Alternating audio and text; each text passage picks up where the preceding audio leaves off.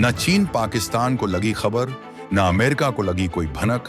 भारत ने अफगान में एंट्री मार तालिबान पर कर डाला करोड़ों का ऐलान।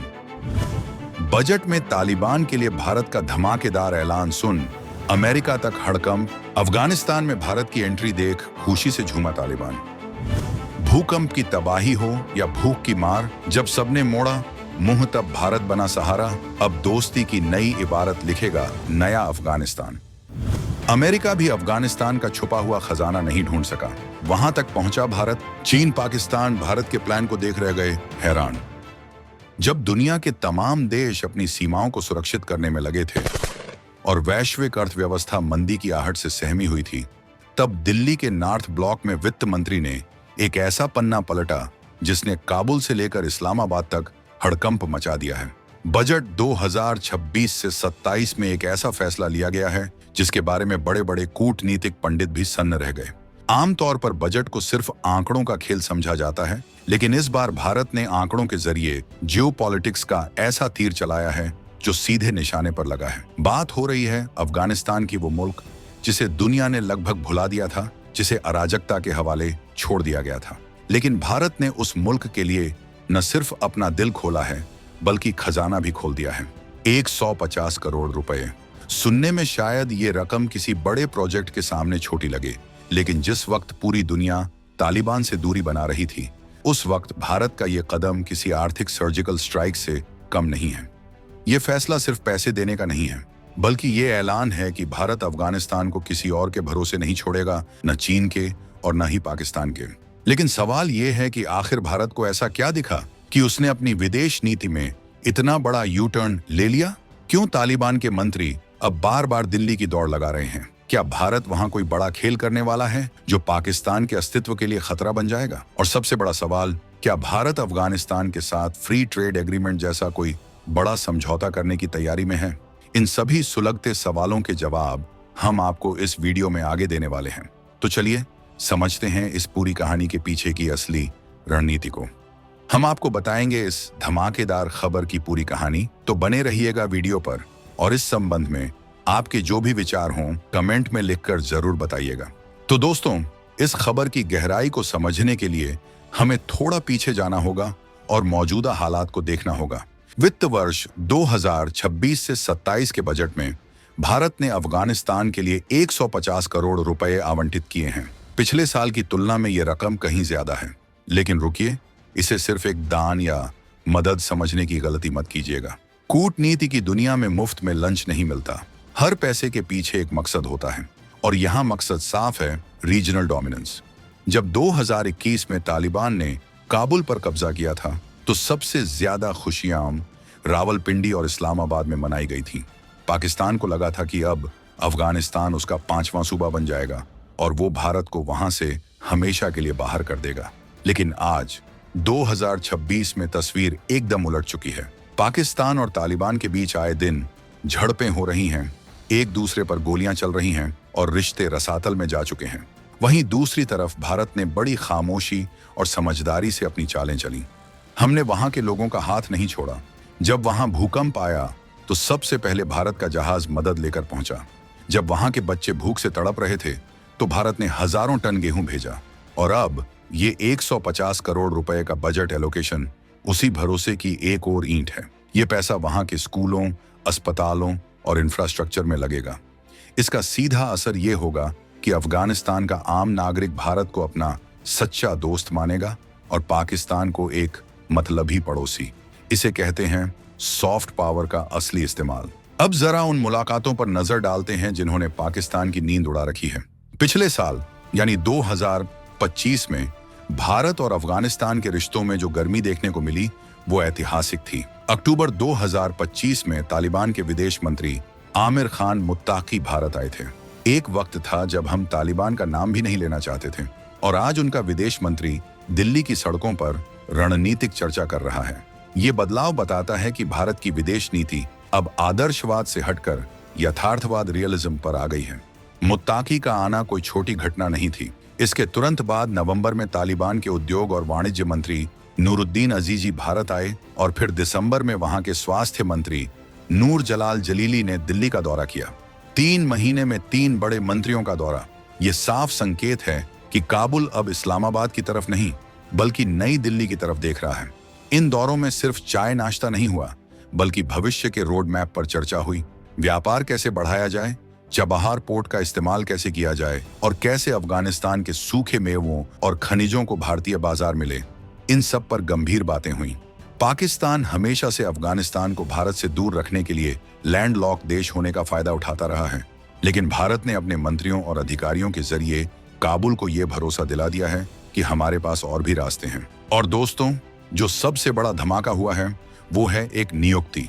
2025 में एक ऐसा फैसला लिया गया जिसने कूटनीतिक हलकों में खलबली मचा दी। तालिबान ने भारत में अपना पहला आधिकारिक प्रतिनिधि नियुक्त किया, नूर अहमद नूर। इसे आप अफगानिस्तान की तरफ से भारत में पहली राजनयिक पोस्टिंग मान सकते हैं। जब कोई देश अपना दूत भेजता है तो इसका मतलब होता है कि वो उस रिश्ते को मान्यता दे रहा है। नूर अहमद नूर की नियुक्ति का मतलब है कि अब भारत और अफगानिस्तान के बीच बात करने के लिए किसी बिचौलिए जैसे कतर या अमेरिका की जरूरत नहीं है। अब सीधी बात होगी, आमने सामने बात होगी। पाकिस्तान के लिए यह किसी बुरे सपने से कम नहीं है, क्योंकि वो हमेशा से चाहता था कि दुनिया अफगानिस्तान से बात करने के लिए उसका सहारा ले। वो खुद को गेटकीपर समझता था, लेकिन भारत ने उस गेटकीपर को ही बेरोजगार कर दिया है। अब काबुल की फाइलें सीधे साउथ ब्लॉक में खुलती हैं। ये भारत की स्ट्रेटेजिक जीत है। सोचिए, जिस तालिबान को पाकिस्तान ने पाला पोसा, आज वही तालिबान भारत के साथ अपने दूत साझा कर रहा है। इसे कहते हैं कर्म का फल। पाकिस्तान ने जो गड्ढा भारत के लिए खोदा था, आज वो खुद उसमें गिर चुका है। इस बजट आवंटन का एक और पहलू है जिसे समझना बहुत जरूरी है, आर्थिक कूटनीति। दुनिया में कोई सोच भी नहीं सकता था कि तालिबान, जो बंदूक की नोक पर बात करने के लिए जाना जाता था, वो भारत के बजट का इंतजार करेगा। लेकिन ऐसा हुआ है। भारत ने ये पैसा देकर तालिबान को झूमने पर मजबूर कर दिया है। क्यों? क्योंकि बाकी दुनिया ने अफगानिस्तान के फंड फ्रीज कर रखे हैं। वहां कैश की भारी किल्लत है। ऐसे में भारत की मदद उनके लिए ऑक्सीजन जैसी है। और अगर ऐसा ही चलता रहा तो वो दिन दूर नहीं जब भारत अफगानिस्तान में कई बड़े प्रोजेक्ट्स की लाइन लगा देगा। याद कीजिए, सलमा डैम और अफगान संसद भवन, ये भारत ने ही बनाए थे। अब चर्चा हो रही है कि भारत वहां रुके हुए बिजली और पानी के प्रोजेक्ट्स को फिर से शुरू कर सकता है। अगर भारत वहां सड़कें बनाने लगा, वहां की खदानों में निवेश करने लगा, तो ये पाकिस्तान और चीन की छाती पर सीधा प्रहार होगा। चीन वहां तांबा और लिथियम ढूंढ रहा है, लेकिन अफगानी लोग चीनियों पर भरोसा नहीं करते। उन्हें लगता है कि चीन उन्हें कर्ज के जाल में फंसा लेगा। वहीं भारत की छवि एक विकास भागीदार, डेवलपमेंट पार्टनर की है। ये साख रातों रात नहीं बनती, इसे बनाने में दशकों लगते हैं और भारत ने वो कर दिखाया है। अब जरा भविष्य की संभावनाओं पर बात करते हैं। जिस तरह से भारत पूरी दुनिया के साथ free trade agreement FTA sign कर रहा है, चाहे वो UAE हो, ऑस्ट्रेलिया हो या UK, विशेषज्ञ मान रहे हैं कि हो सकता है आने वाले वक्त में भारत अफगानिस्तान के साथ भी ऐसी ही कोई प्रेफरेंशियल ट्रेड डील कर ले। अगर ऐसा होता है तो ये वो काम होगा जो अमेरिका 20 साल वहां रहकर भी नहीं कर पाया। अफगानिस्तान के पास बेहतरीन क्वालिटी के ड्राई फ्रूट्स, केसर और ताजे फल हैं। भारत इनके लिए एक बहुत बड़ा बाजार है। अगर इन चीजों पर कस्टम ड्यूटी कम हो जाए या खत्म हो जाए तो अफगानिस्तान की अर्थव्यवस्था खड़ी हो जाएगी और बदले में भारत को वहां के बाजारों में अपना सामान बेचने का मौका मिलेगा। दवाइयां, मशीनरी, टेक्सटाइल, सब कुछ भारत से जा सकता है। इससे पाकिस्तान का जो ट्रांजिट ट्रेड वो पूरी तरह ठप हो जाएगा। अभी अफगानिस्तान अपनी बहुत सी जरूरतों के लिए पाकिस्तान पर निर्भर है, लेकिन अगर भारत ने एयर कॉरिडोर और चाबहार पोर्ट का रास्ता खोल दिया तो पाकिस्तान की ब्लैकमेलिंग हमेशा के लिए खत्म हो जाएगी। ये भारत का लॉन्ग टर्म गेम है, अफगानिस्तान को पाकिस्तान की निर्भरता से आजाद कराना। लेकिन ये सब इतना आसान भी नहीं है। चुनौतियां भी कम नहीं हैं। सुरक्षा एक बड़ा मुद्दा है। काबुल में भारतीय दूतावास की सुरक्षा सबसे अहम है। ISIS के जैसे गुट वहां सक्रिय हैं जो पाकिस्तान के इशारे पर भारतीय हितों को निशाना बना सकते हैं। लेकिन भारत ने इस बार कच्ची गोलियां नहीं खेली हैं। रिपोर्ट्स बताती हैं कि भारत ने तालिबान के साथ सुरक्षा को लेकर भी सख्त बातचीत की है। तालिबान ने वादा किया है कि वो अपनी जमीन का इस्तेमाल भारत के खिलाफ नहीं होने देगा और अब तक उन्होंने ये वादा काफी हद तक निभाया भी है। भारत की तकनीकी टीम काबुल में बैठी है और दूतावास का कामकाज देख रही है। 150 करोड़ का बजट ये भी सुनिश्चित करेगा कि वहां हमारे जो लोग काम कर रहे हैं या जो प्रोजेक्ट्स चल रहे हैं उनकी सुरक्षा के लिए भी संसाधन मौजूद हों। ये भारत का आत्मविश्वास है कि वो आग के दरिया में भी अपने लिए रास्ता बना रहा है। इस पूरे प्रकरण में पाकिस्तान की हालत खिसियानी बिल्ली जैसी हो गई है। वो दुनिया भर में जाकर रो रहा है कि भारत उसे घेर रहा है। पश्चिम में ईरान के साथ भारत के अच्छे रिश्ते हैं और अब उत्तर पश्चिम में अफगानिस्तान भी भारत की गोद में जा बैठा है। इसे रणनीतिक भाषा में स्ट्रेटेजिक इंसर्कलमेंट कहते हैं। पाकिस्तान अब सैंडविच बन चुका है। एक तरफ भारत की मजबूत सेना और दूसरी तरफ अफगानिस्तान का नाराज तालिबान और बीच में पिसा हुआ पाकिस्तान।